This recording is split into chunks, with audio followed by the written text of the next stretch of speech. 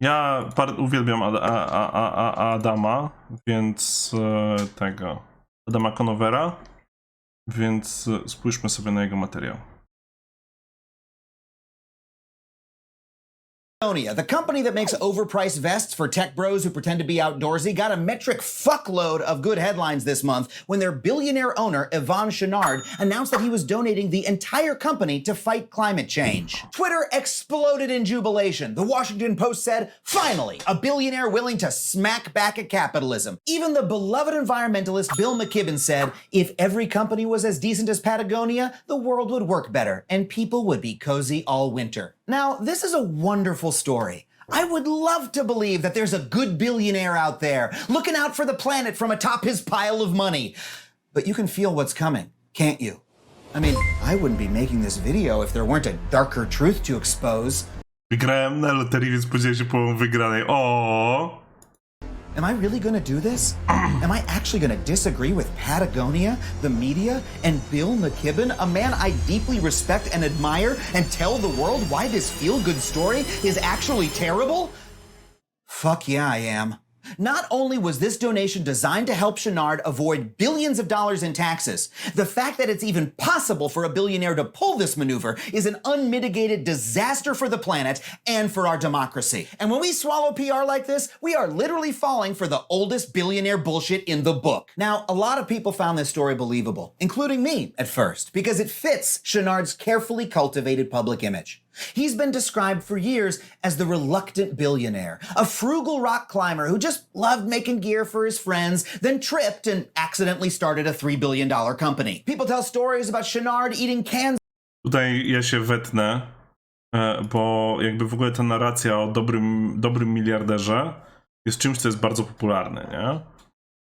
I czymś, co no raz za razem się zdarza, tak? Co chwila ktoś wynajduje miliardera, który jest, wiecie, jednym z tych dobrych. Jednym z tych, którym warto zaufać, którym dobrze z oczu patrzy. A rzeczą, którą warto pamiętać, jeżeli chodzi o dobrych miliarderów, jest to, że w ogóle idea tego, żeby przez właśnie publicystów budować taki wizerunek, jest między innymi napędzana przez pana Billa Gatesa, który z wielką chęcią jakby tworzył bajeczki o tym, jak to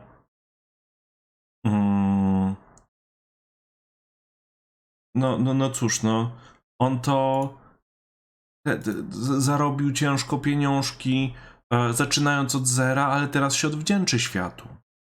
No. Tylko że zarobił je niszcząc i sabotując konkurencję jakby w skali, którą najłatwiej nazwać obrzydliwą. A koniec końców jego robienie dobrze światu w dużym stopniu obraca się wokół tego, że działa bardzo dla swojej własnej korzyści.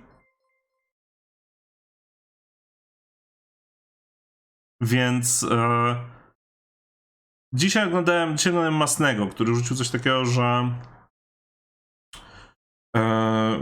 który mówił o tym, że Steve Jobs umarł w dobrym momencie. To znaczy, że jakby wielu problemów wizerunkowych, których później doświadczyło Apple, nie było w momencie, w którym Jobs odchodził, tak? I to jest coś, co jest prawdą? Z jednym małym ale, nie? Z takim ale, że to nie jest prawda.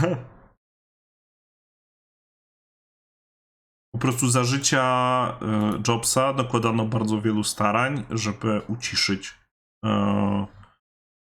doniesienia o tym, że może nie być fajnym i dobrym człowiekiem. i że bardzo dużo pracy włożono w to, żeby stworzyć ten sam wizerunek. Ten wizerunek, wiecie, skromnego geniusza, który przynosi światu tylko postęp i dobro i światło. Tymczasem, jeżeli chodzi o Gatesa, to bardzo... Jeżeli chodzi o Jobsa, to po prostu w sytuacji, w której źle traktował swoich pracowników i pracownicy byli, wiecie, na krawędzi, no to działano tak, żeby albo zamknęli mordy, albo na przykład odeszli z firmy za ugodą, nie? Więc to cały ten obrazek dotyczący dobrego miliardera, dotyczący tego, że ci ludzie są jacyś strasznie fajni, czy porządni, czy cokolwiek innego, to jest coś, co jest bardzo starannie kultywowane i to jest coś, co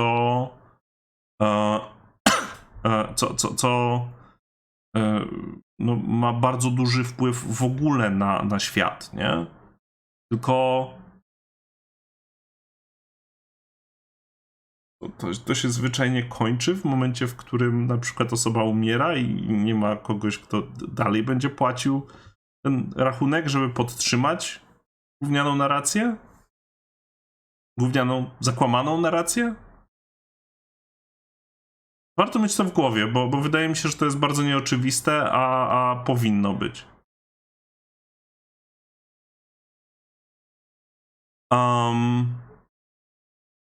No, także to jest coś, co chciałem podrzucić i idźmy dalej. Warto też, myślę, zdawać sobie sprawę z tego, że jeżeli chodzi o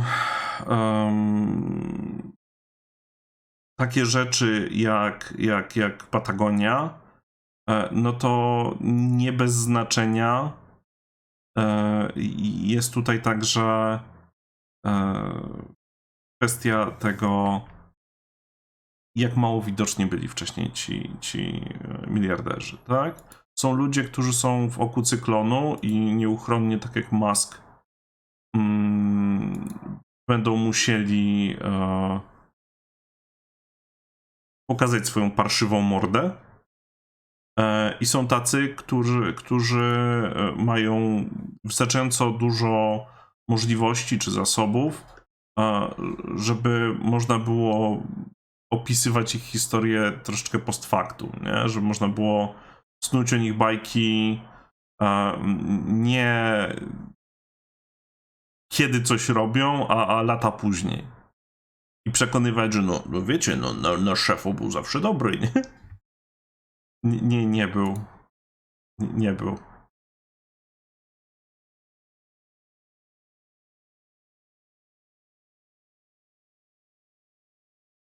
Of cat food to save money, and he famously still drives a Subaru instead of a fancy car. The dude supposedly doesn't even own a cell phone, which is maybe why he doesn't know that human food is just as cheap as cat food. You weren't saving money, Yvonne, you were just being weird.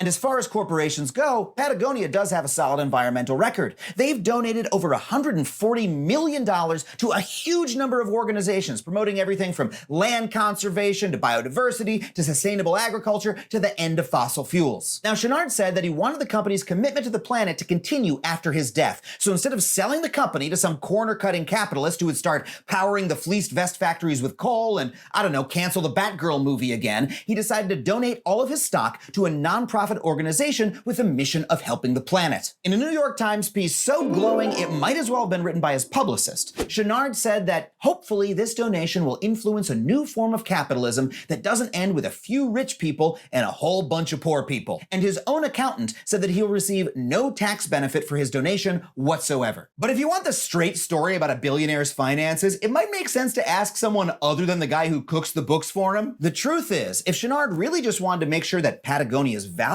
stayed intact, he didn't need to donate it to a nonprofit. He could have just given all $3 billion worth of shares to his kids. They could have kept running the company according to Daddy Dearest's wishes and lovingly rapped about him at corporate board meetings. So, why didn't he do that? Simple. he would have had to pay $1.2 billion in gift taxes.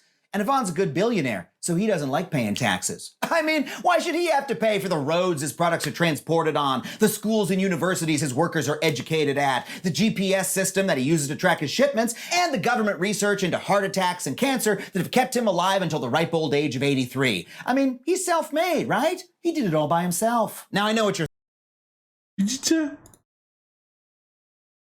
Nie tylko ja mówię takie rzeczy. thinking. Adam, he didn't pay taxes because he did something better. He donated it to charity. Well, let's take a look at how charitable that donation actually was. 98% of the shares Chenard donated were given to a brand new environmental nonprofit he formed called the Holdfast Collective. Kind of a weird name, sort of sounds like a mid-2000s Brooklyn indie band, but more about that in a second. The other 2%, though, were Chenard's voting shares. These are the shares that let you actually control what the company does. And these shares were given to something called the Patagonia Purpose Trust, which is solely controlled by Chenard and his family. What this means Czyli jakby pakiet kontrolny firmy przekazał sam sobie, nie? Tylko teraz się inaczej nazywa. Czy to nie cudowne? To jest jedna z tych rzeczy, które w taki fantastyczny sposób pokazują, że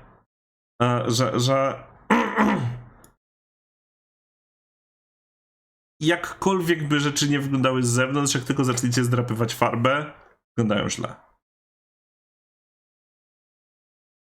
Wyglądają bardzo źle.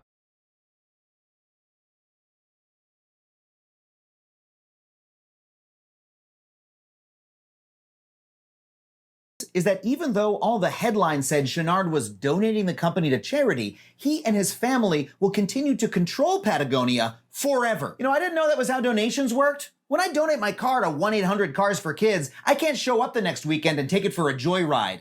But Yvonne and his family can. Now, the family did have to pay about $17 million in gift taxes to execute this maneuver, but don't forget, they already saved $1.2 billion by donating the other 98% to charity. So they came out roughly $1.2 billion ahead. That shit's not even a rounding error. So what about that other 98%? And who exactly is the Holdfast Collective? Well, they're actually pretty mysterious. They don't even have a website. And when you Google them, you just find a bunch of Reddit threads of people asking, what the hell is the Holdfast Collective? But what we do know from the New York Times is that the Holdfast Collective will receive roughly $100 million a year in profit from Patagonia, and that they plan to use that money to influence the US political system. Czyli dobry miliarder stworzył sobie coś, co prawdopodobnie jest think tankiem, żeby móc wpływać na politykę i jednocześnie dobrze wyglądać w naszych oczach, nie?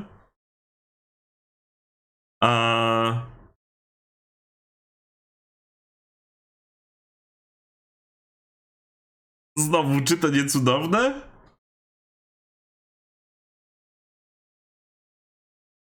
See, regular nonprofits are what's called 501c3s. 501c3s are required to use the money for charitable purposes and are barred from making political contributions. But the Holdfast Collective is a 501c4, and that means it's allowed to use that money to donate to politicians, super PACs, and even to conduct direct political campaigning. And since it's safe to assume that the Holdfast Collective is going to be basically run by the Chenard family, considering they founded it and control its money supply, that means Yvonne was able to take his $3 billion company and turn it into a $3 billion political influence machine, tax-free. He didn't pay capital gains tax on the growth of the company. He didn't pay the income tax that I would have to pay before I donate to my favorite 501c4. And he definitely didn't pay the gift taxes you normally have to pay if you want to give $3 billion in money and political influence to your kids. That's right, Patagonia made the jackets, but it was the rest of us who got fleeced. That's a Patagonia fun. Jakby o co chodzi, tak? Znaczy, to jest ta sama rzecz, którą będziemy widzieć za każdym razem, kiedy jakiś miliarder będzie próbował wam wmówić, że on jest tym dobrym i on chce tylko fajne rzeczy i lepsze jutro budować, nie? Jeżeli chcecie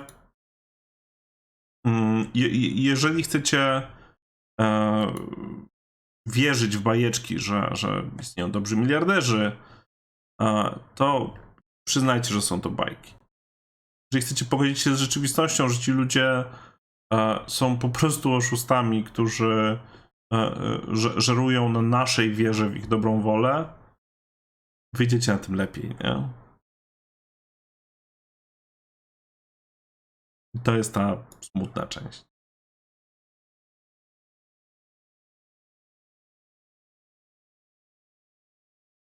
Let's be clear. Because of their control of Patagonia and Holdfast, Chenard's descendants are going to wield massive political power for their entire lives. They're going to be invited to meetings with powerful elected leaders. They'll be flown around the world to conferences. They'll be lauded as great philanthropists until the day they die, when their kids will take over as moneybags in chief. Chenard has turned his money into permanent political power for him and his descendants, and I do not think he should get a tax break for doing it. And look, I'll grant Chenard's good intentions here. I think that, in addition to wanting to save money on his taxes, he and his family are motivated by a sincere desire to help the planet. And I think their donation, taken in isolation, will do that. But we can't take it in isolation, because Chenard is not the only billionaire pulling this move. And the other billionaires are a lot less cuddly than Mr. Puffervest for the planet. Let's talk about a different billionaire named Barry Side. The wonderful investigative journalism outfit ProPublica did an expose this year on Side when he pulled the exact same move as Yvonne. He donated his entire fortune to charity. But Twitter and the New York Times didn't throw a party in Barry's honor. Why? Because the charity he donated to was run by Leonard Leo, the right-wing activist who spent the last couple decades stacking the Supreme Court with radical conservatives. Leonard Leo to jest człowiek, który jest odpowiedzialny za to, że w Sądzie Najwyższym USA rozwija się że Sąd Najwyższy USA jest raz za razem wypychany ludźmi, którzy wierzą w w to, że konstytucję trzeba czytać tak, jak wyglądała oryginalna intencja ojców założycieli USA, tak? Czyli jeżeli ojcu założycielowi, czyli typowi nieżyjącej od ponad 200 lat, nie podobałaby się jakaś rzecz, to znaczy, że konstytucja tego nie chce. Fenomenalny sposób na rozpierdalanie polityki. You know, the same conservatives who recently overturned Roe v. Wade and banned the EPA from regulating greenhouse gases. Cheering on Chenard's abuse of the system just because you agree with his cause doesn't make sense. It's like cheering for a baseball player who does steroids. Sure, it's nice when he hits a home run for your team, but when all the other teams are doing it too, you get your ass kicked, and it kind of fucks the game up. It's also, how to put this, the opposite of democracy. See, everyone sees the world differently, and everyone has different needs. And that means that no one person has all the answers. So the central insight of democracy is that we need to spread power widely and diversely among many different types of people if we want to solve our biggest problems. But billionaires like Chenard are doing the opposite. He's hoarding power, even if he feels that he's using it for good. But why should the owner of a fancy clothing company get to decide what's good or not?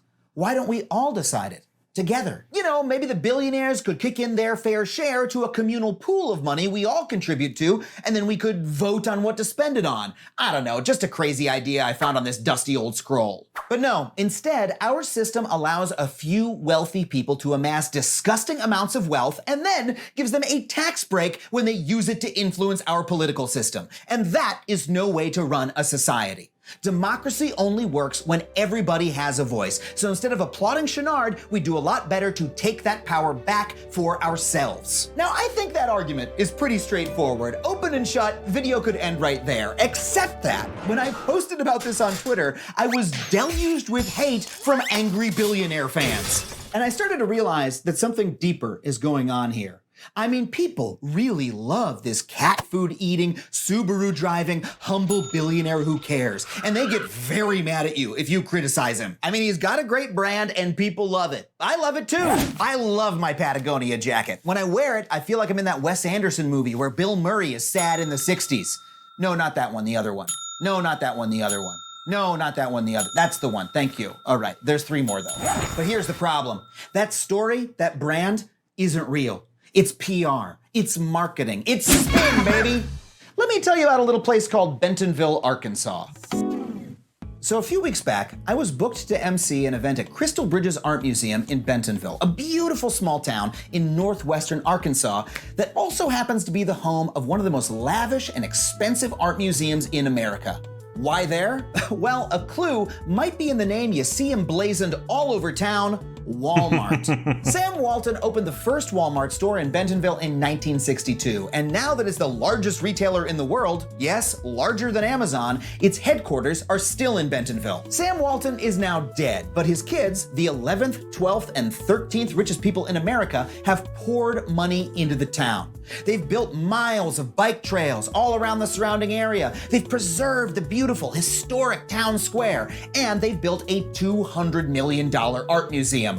But that's not the only museum I visited in Bentonville that weekend. Housed in a...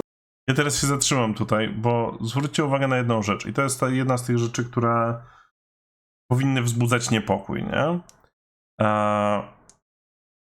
Te 100 z kawałkiem lat temu, i to widać zarówno w Polsce, jak i w Stanach. Co prawda w Polsce nie w tej skali, w której w Stanach, ale dalej.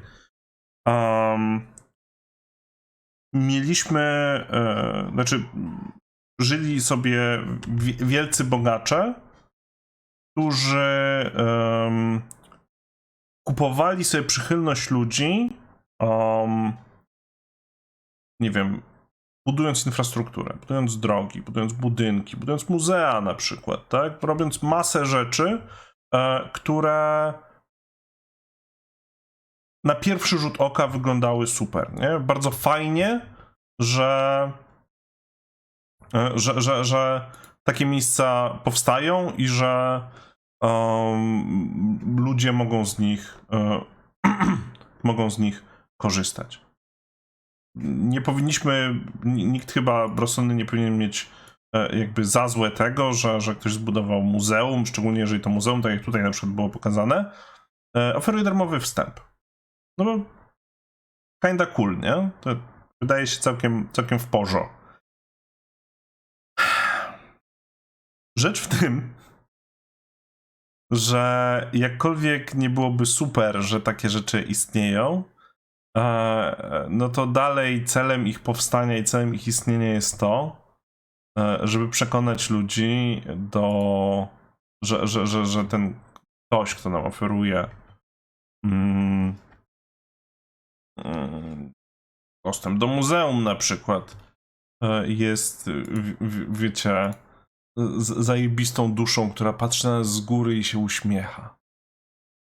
I mówi, dobrze, czerpcie z mojego dobrobytu. I to umacnia przekonanie ludzi, że istnieją takie pierdolety jak teoria skapywania, nie? Które, again, pierdolety. Natomiast jeżeli chodzi o dzień dzisiejszy, to z jednej strony miliarderzy mogą sobie, ludzie, którzy są dramatycznie bardziej bogaci, tak, żeby nie było, mogą sobie odpuścić takie drobiażdżki, jak dajmy na to budowanie dróg, ale jeżeli na przykład zadbają o swoją lokalną społeczność, a resztę po prostu a informacje o tym, jak to oni wspomagają swoją lokalną społeczność, odpowiednio rozprzestrzeniają w internecie, to już są wygrani, nie? To już można powiedzieć, że jest bonusik i już jest supi. I ci ludzie robią, co mogą, żeby z tego korzystać. W związku z czym mamy jeszcze bogatszych ludzi, którzy generują jeszcze mniej Znaczy, którzy generują jeszcze mniejsze zyski i jeszcze mniej przekazują swojej społeczności. Ponieważ internet wypełnia tą lukę, którą oni wcześniej zapełniali pieniędzmi. Pozwala im tworzyć sytuacje, w których jeżeli coś nie działa, no to trudno, nie działa, ale zobaczcie, tu w internecie znajdziecie mnóstwo rzeczy, które wcześniej działały, więc jest super.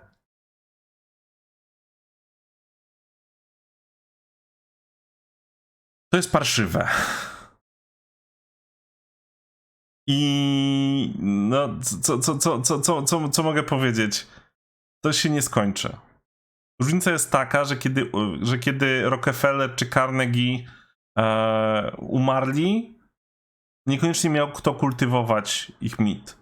Ale jeżeli takim dawcą jest firma, czy to Walmart, czy Disney na przykład, to może trwać w nieskończoność.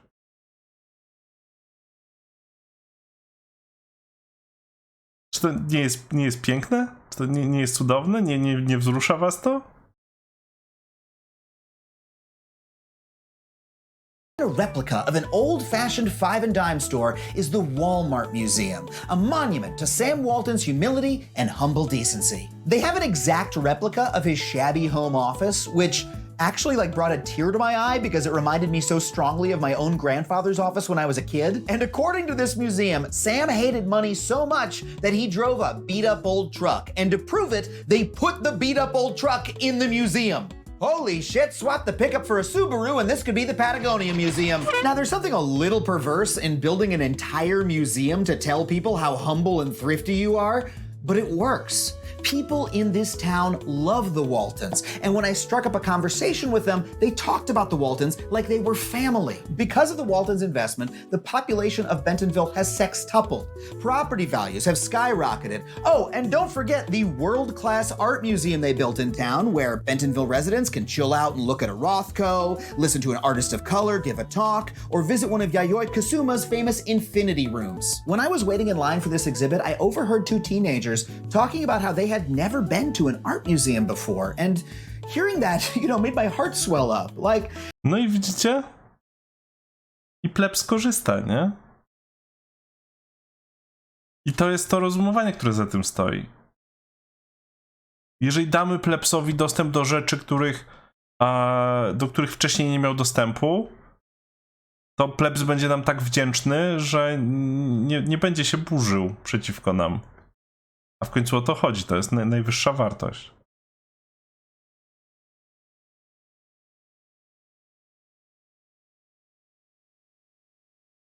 To jest podłe. To jest ta rzecz, która najbardziej podminowuje demokrację. To jest ta rzecz, która jest koniec końców najbardziej szkodliwa. Bo ci ludzie są podli. Bo ci ludzie myślą, wierzą, myślę, że ich rolą w życiu, ich jakby miarą sukcesu jest to, jak skutecznie odseparują się od ludzi, którzy są w gorszej pozycji niż oni.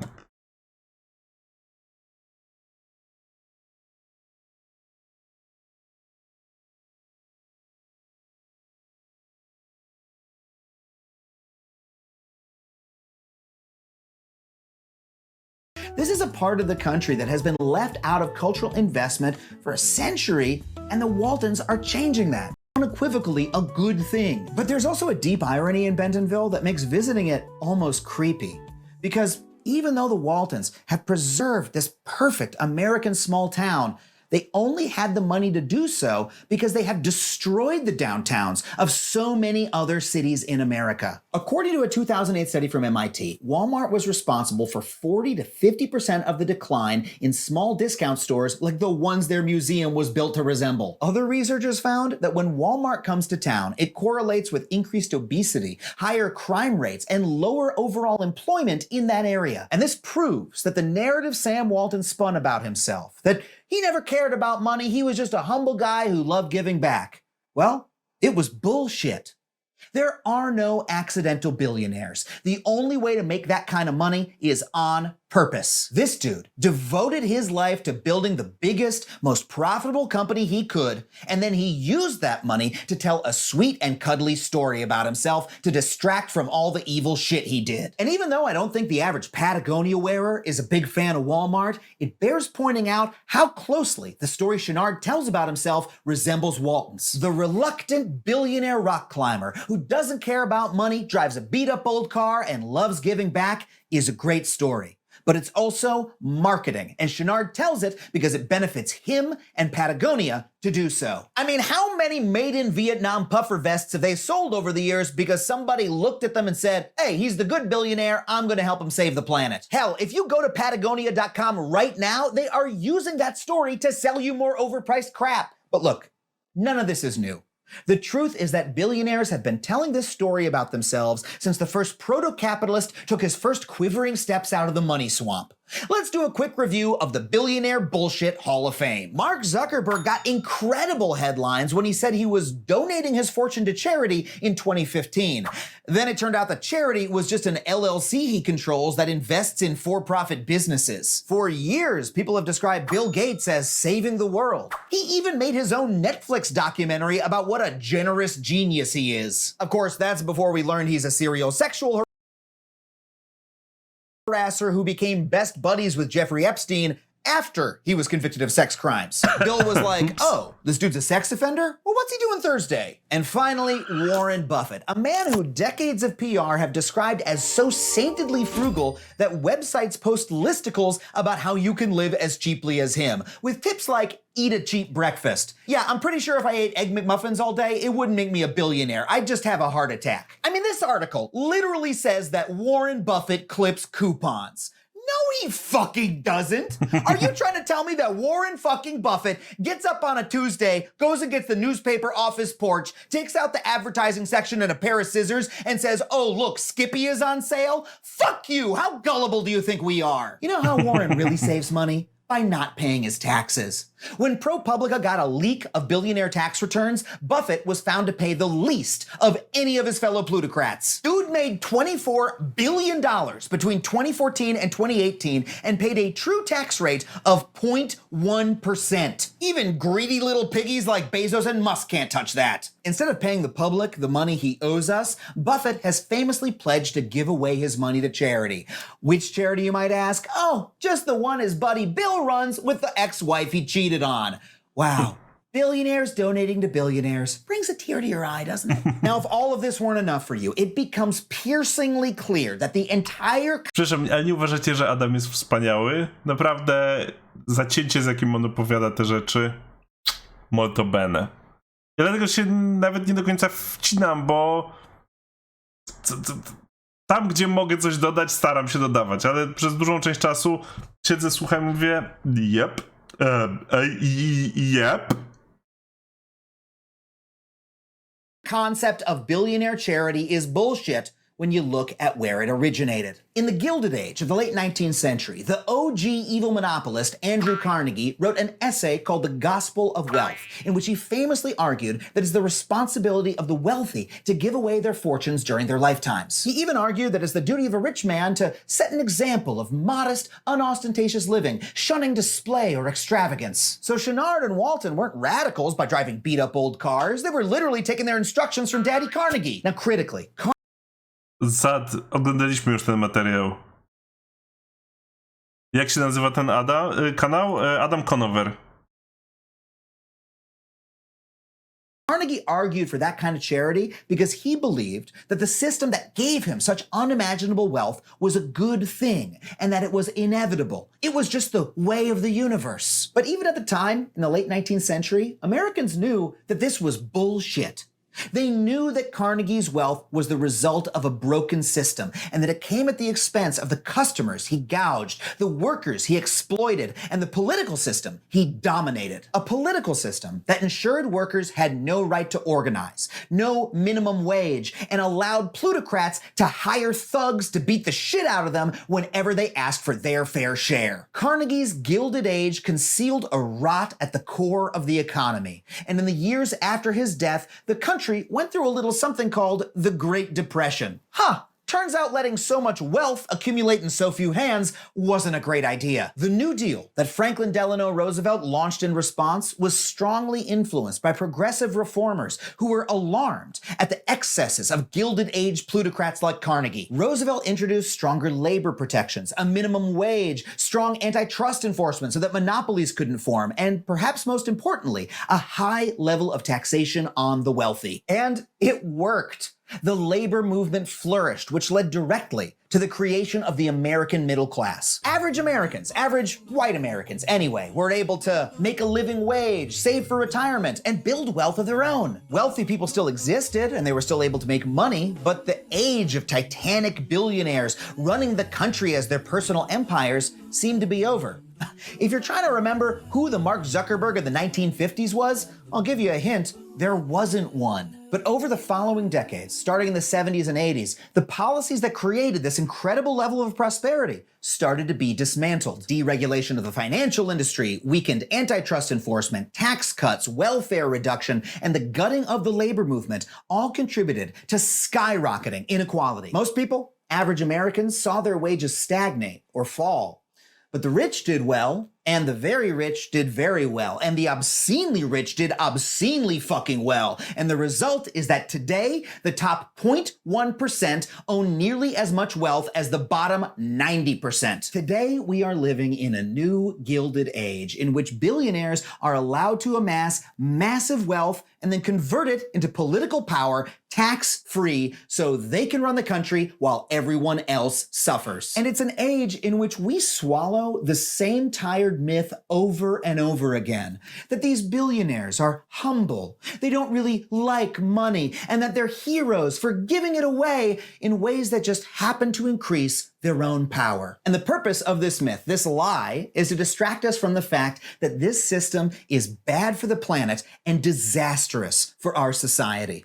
So no, I'm not going to applaud Chenard for donating his money to the planet. Instead, I think we need to demand policies that prevent guys like him from amassing so much money to begin with, and that put power back in the hands of the people where it belongs. And I promise, if we do that, and we can do it because we have done it before, you can keep your jacket. Hell, you can get a few more jackets. Maybe you'll even be able to afford an actual trip to Patagonia, instead of wearing it on a logo you bought at the mall.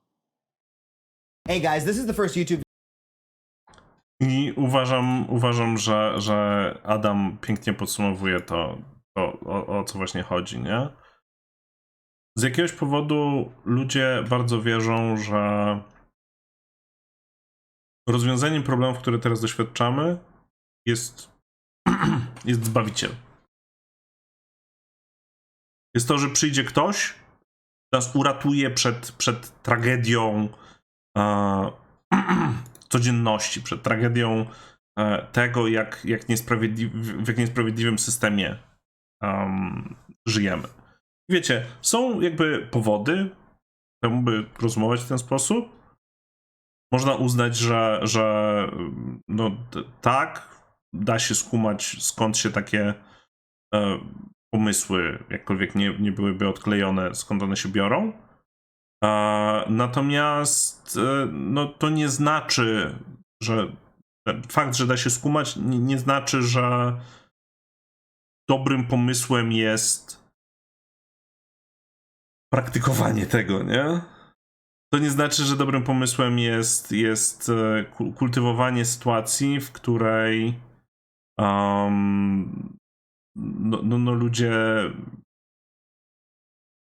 trzymają kciuki, żeby nas kolejny miliarder, mówiąc brzydko, nie wyruchał.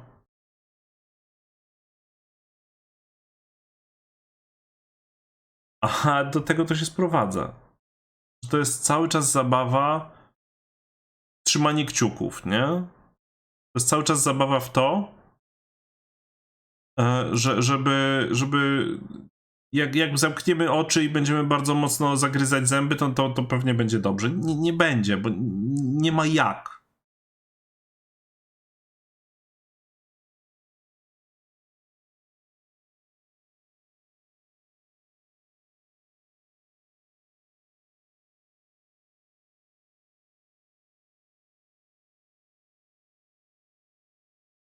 To jest ta smutna i frustrująca myśl, o której wydaje mi się, że trzeba pamiętać, że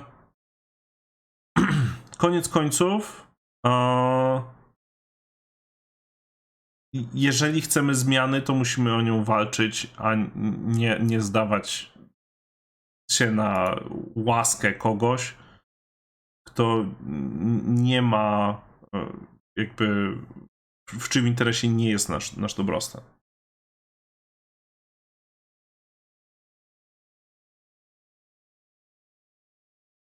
Bo jeżeli będziemy wierzyć w to, że istnieje klasa ludzi, którzy są lepsi od nas, ale jednocześnie się pochylą nad nami i dadzą nam coś dobrego,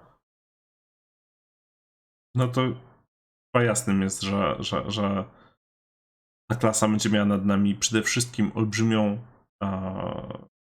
przewagę, będzie miała siłę i będzie miała zdolność wpływania na to, jak my żyjemy. W sposób, którego wydaje mi się, że nikt nie chce doświadczyć.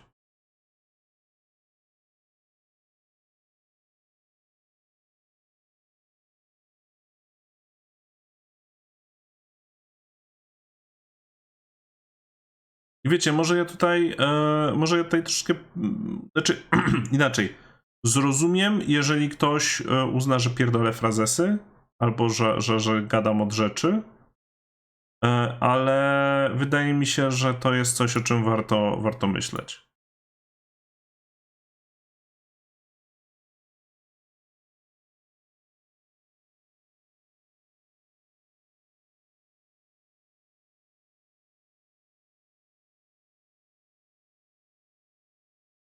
Co miał na myśli We Made It Before? Miał na myśli to, że jakby jakby wcześniejszym ruchom udało się rozprawić z tym, jak próbowali ich rozgrywać miliarderzy, tak? Że to nie jest tak, że ludzie byli biedni i zdani tylko i wyłącznie na to, że może za którymś razem się może się na nas nie tego inaczej. Może będą na nas dobrze patrzeć, nie? Może będą nas dobrze traktować, jeżeli nie będziemy szaleć.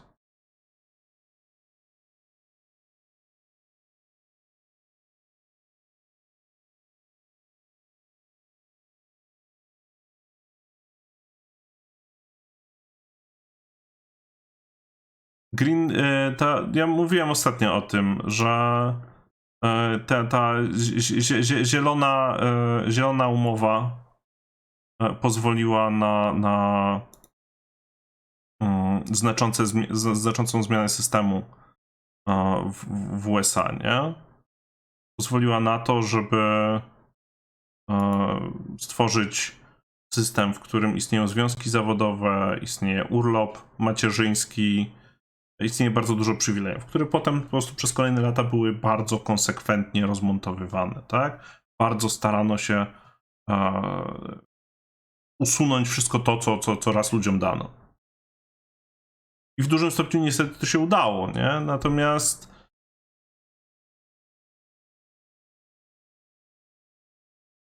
może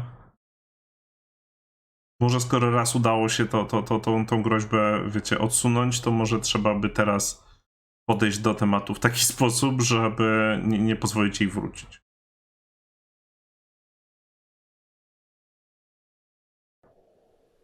Dwie nieskończoności, Caroline i ta krowa.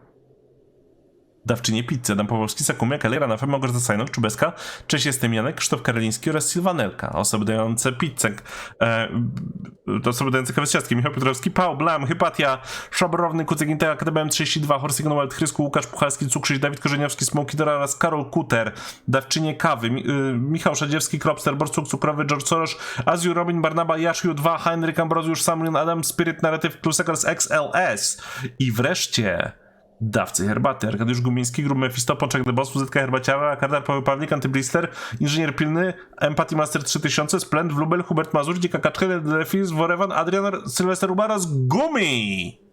No. A jak dotrwałeś do końca i jesteś tutaj dalej z nami, albo tu, wiecie, albo w którąś stronę follow, subscribe, like, donate, wszystkie te rzeczy, nie? Warto je robić. Warto je robić. Dobranoc.